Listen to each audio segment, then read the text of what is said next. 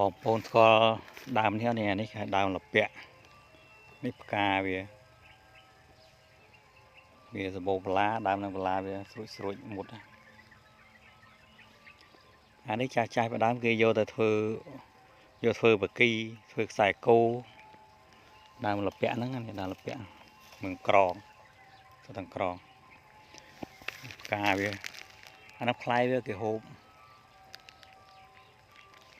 ដើមវាហ្នឹងចាស់កាលពីមុនមកយើងអត់ទាន់មានអាខ្សែលីឡុងយើងឥឡូវគេមានពីមុនគេអត់មានគេបោច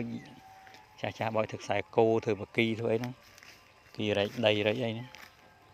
ដើមហ្នឹងដើមលពាក់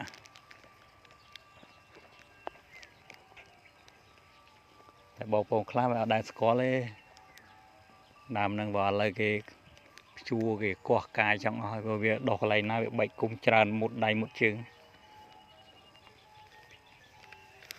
នេះក៏ដើមលពាក់ដុះតាមភ្លឺស្រែគេ